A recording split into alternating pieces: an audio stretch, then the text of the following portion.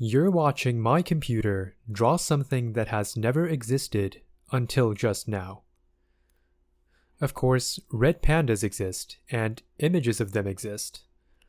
Not this specific one. There's nowhere on the internet that you can find this exact combination of pixels. No, this is a brand new red panda, conjured out of thin air by a diffusion model. These are computational models that generate new images through an iterative process, starting from a sample of Gaussian noise. They do this by learning to reverse what's known as a diffusion process. This is a process where you start from a real image and gradually add more and more samples of Gaussian noise. If you repeat this for long enough, you'll eventually destroy all of the information in the original image and arrive at a pure sample of Gaussian noise. It turns out that this is a sequential process that a neural network can learn to reverse. And neural networks that successfully do so are called diffusion models. By showing it many of these sequences, examples of how to turn Gaussian noise to realistic-looking images, the diffusion model learns to do something very hard, generate brand new images, starting from something very easy, drawing a sample of Gaussian noise. At least, this is how 99% of people will be introduced to diffusion models. But when it's presented this way, I find it very surprising that this works.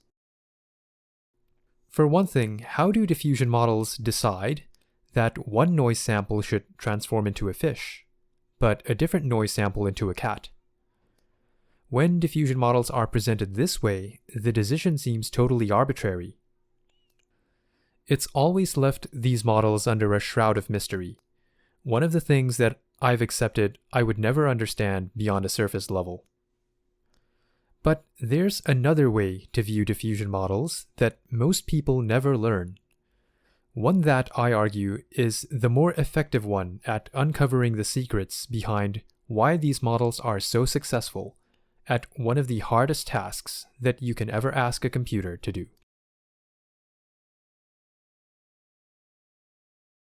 To understand this new view of diffusion models, the first concept we need to be comfortable with is what we'll call image space. The space of all possible images, let's say of size 1000 by 1000 pixels. This is a 1 million dimensional space, with each axis representing the value of one of the pixels in an image. Of course, what you're seeing now is only a two-dimensional grid, which can only fully represent 2 pixels, but we'll pretend this represents the entire 1 million dimensional space. We also know that pixels can take a value of between 0 and 255, representing the intensity of that pixel.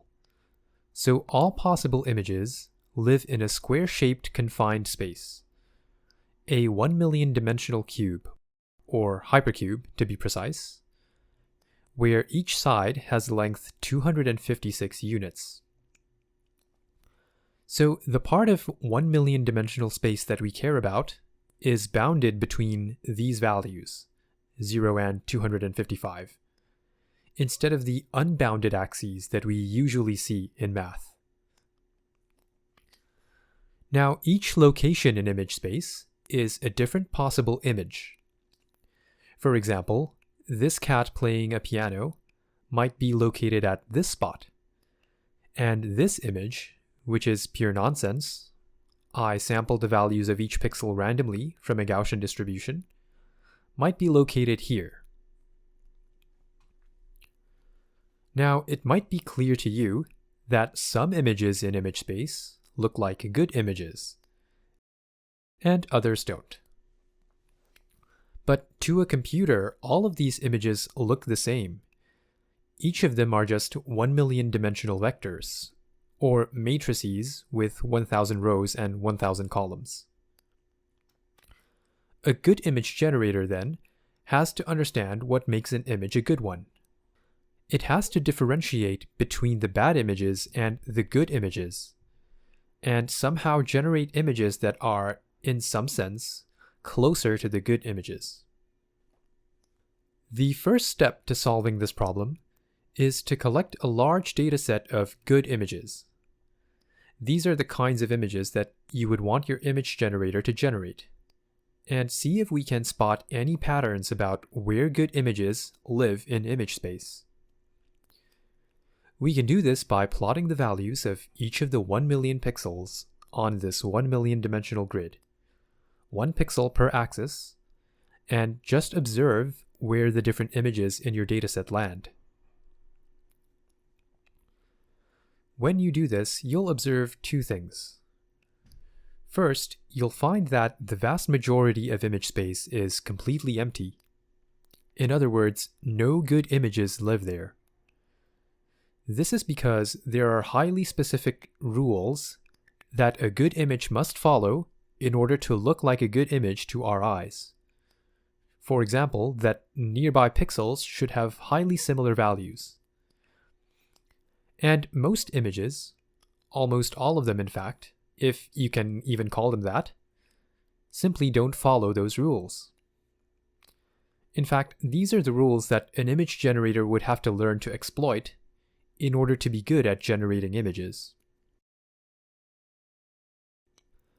Second, an image of a banana looks very different from an image of a cat. So what you'll find is that banana images tend to cluster closely together in image space. And the same goes for cat images. But the banana cluster will be located far away from the cat cluster, at least compared to the distances between one banana image and another banana image. Of course, this is a highly oversimplified characterization of image space, but it's the best we can do for now, at least for beings who don't live in 1 million dimensional space. And it's good enough for our purposes here. Now that we have some idea of where good images live, what can we say about how diffusion models work in this map of image space? Recall that we start the image generation process by drawing a random sample from a Gaussian distribution. Since it's a random sample, it'll be at some random location in image space, as likely to be at any given location as any other. And since we established that most of image space is empty, there's a very high probability that it's going to land outside of the small pockets where good images live. And I know it doesn't look too hard to randomly land in one of these clusters depicted in this diagram, but it's worth emphasizing here just how much this 2D diagram underestimates how empty the actual 1 million dimensional space is. The first thing that a diffusion model does is take as input this randomly generated image and returns some prediction, which we're going to subtract from our initial image. This is the first iteration in the sequential process that will transform this noise sample into a good image. It turns out that this output from the diffusion model, this thing that we're going to subtract from our random sample, is a very special direction in this map of image space. Namely, it is the direction that brings you to the closest cluster from wherever you're located right now. So it's this direction right here. As a minor note, by convention, we train diffusion models so that it's the negative of the model output that brings you to the closest cluster. That's why when you subtract the model output from your initial sample, you get a better image. You're moving from your random sample straight to one of these clusters where all the good images live. Just to make things super clear, this direction that the diffusion model gives you is a vector direction. In other words, the diffusion model gives you instructions on which direction to move for every one of your 1 million pixels. Make pixel 1 a bit brighter, make pixel 2 a bit darker, etc. All the way to your 1 millionth pixel. We'll get some intuition for how the model knows what this direction should be when we dip our toes into the training process a bit later. But for now, we're really close to understanding how diffusion models generate images. Starting from your initial location, which is a random location in image space, you query or ask the model for a direction and take a small step in that direction. Then you ask the model again for a new direction, this time from this new location at which you have just arrived. And you just keep doing that, and at some point you'll end up at some location inside some cluster of good images.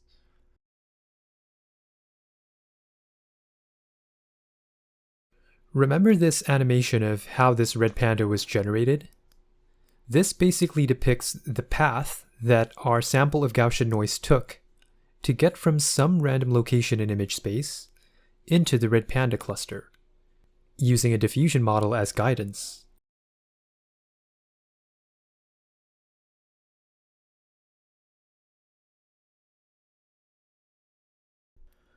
We're also really close to answering one of the questions that we posed at the start of the video. How does a diffusion model decide what to generate? Why does it transform a particular noise sample to a cat, and a different noise sample to a house, etc.? I think this question hits at the core of how diffusion models work, because, by definition, noise contains no information related to visual concepts at all. So, when a diffusion model transforms a particular noise sample into an image of a cat, it's not that some notion of catness is somehow imperceptibly encoded in that noise sample, and the diffusion model is somehow picking up on it. We know this because we were the ones who set up the process of generating that noise sample, and we didn't embed any catness in the noise. In other words, it's impossible for the model to pick up on a signal that isn't there. So how does it make this decision? Well, based on what we just discussed about image space, the diffusion model generated a cat because it just so happened that the noise you sampled was closer to the cat cluster than any other cluster in this 1 million dimensional image space. Not for any profound reason, but just due to pure chance. And so the model pointed you in the direction of the cat cluster because it was the closest to your initial sample. Now, you might notice that the path that the initial noise sample takes is sometimes curved, and you might wonder why it isn't just completely straight. Putting aside the fact that a diffusion model is a neural network that is learned from data, and so it's prone to some degree of error, the answer is that the diffusion model actually brings you in the direction that most quickly increases the probability of your image, at the local region where your current sample lies in image space. This is what the thumbnail was trying to depict. And this might be a different direction than the one that takes you straight towards a cluster of good images. This is also why generating images via diffusion is an iterative process. You can't just trust the first direction the diffusion model gives you, because that might not actually point to a cluster of good images.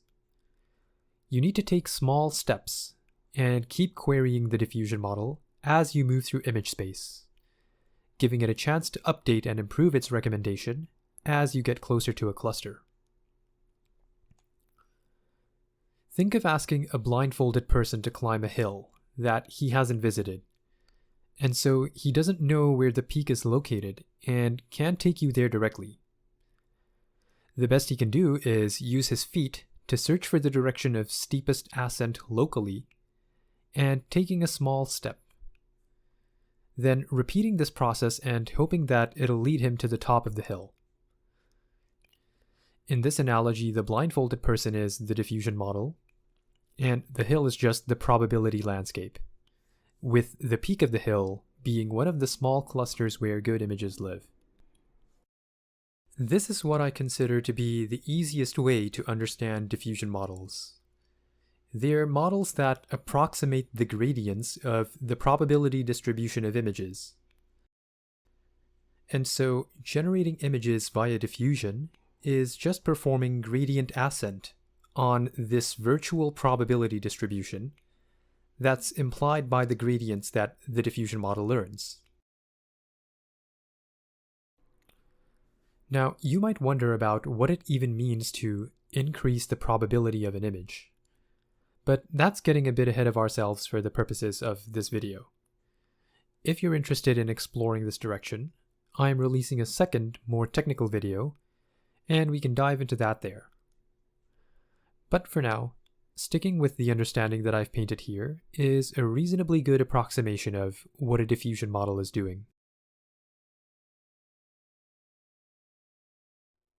Now, the question is, how do we train such a model that knows this magical direction from wherever we started in image space? And I think you'll be surprised at how simple it is. The main insight is this. You start with an image from your training set. So let's say it's one of the images in this dog cluster. Then you backtrack away from it using some random direction. What that means is you sample some noise from a Gaussian distribution, much like how you sampled an initial point in the first step of the image generation process. Then simply add that noise to your image.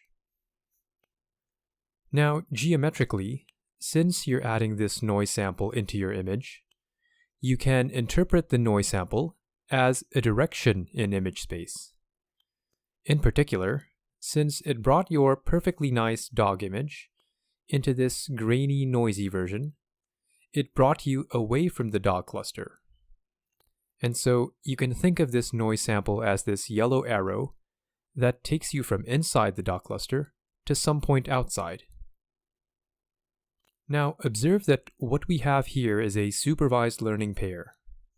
You can treat the noisy dog image as the input to a network and ask it to predict this yellow direction, which is what brought you from inside the dog cluster to outside, but it can also bring you from outside back in. If you give it many different variations of this task, such as using different lengths and directions of this yellow vector, you're teaching the model how to get to this good image from different locations in image space. And when you start from different images each time, so instead of starting with this dog image, you choose an image of a different dog, you're teaching the model how to bring you to the dog cluster from other locations in image space. And if you train it on not only dog images, but images of all sorts of things, like cats, humans, cars, and houses, it would eventually learn how to bring you to some cluster of good images, starting from any location in image space. And so the model is learning this dense vector field. It associates each location in image space with a certain vector or direction. And that direction is the one that is most helpful towards generating good images. It's the direction that brings you to the closest cluster where good images live, from wherever your current location is. If you're familiar with how image classifiers are trained, it's useful to draw some analogies here. Much like how image classifiers learn to recognize cats by associating different images of cats with a class label, diffusion models learn to associate different noisy images with directions in image space. There are three differences worth talking about here. First, in image classification, the output is typically very small in comparison to the size of the input. A class label is a very compact output. You only need very few bits of information to convey it. In diffusion models, the output is a vector direction in the same space as your input. So the output has to be exactly the same size as the input. Second, in image classification, it doesn't matter which cat the network sees in the input. You'll always ask the network to predict the same thing, which is the cat class label. In diffusion models, you instead ask the network to predict a different output each time, based on what direction would bring you closest to a cleaner, less noisy version of the current input image. But perhaps the most striking difference is that you don't need any human labeling to train a diffusion model. The supervised learning pairs are generated fully automatically by adding Gaussian noise to unlabeled images. So if you know how to draw samples from a Gaussian distribution, you can train a diffusion model without any human labeling required. And this is one of the most exciting implications of diffusion models, at least for me personally. This says that if you can draw samples from a Gaussian distribution, you can get an image generator almost for free. That sampling from a Gaussian and generating images, two tasks that at first glance are completely unrelated, might share a more fundamental connection. And that the solution to what we thought was one of the hardest computational problems in history has been sitting right under our noses the whole time. We've covered a lot of ground in this video. We talked about image space, which is the space in which all possible images live, and tried to gain some understanding of its structure, how most of it is empty, and how similar images form tightly knit clusters. We then developed a view of diffusion models as models that can navigate image space very well. They learn a vector field that maps every location in image space with the direction that brings you to the closest cluster of good images, or, almost equivalently, the gradients of the probability distribution of images.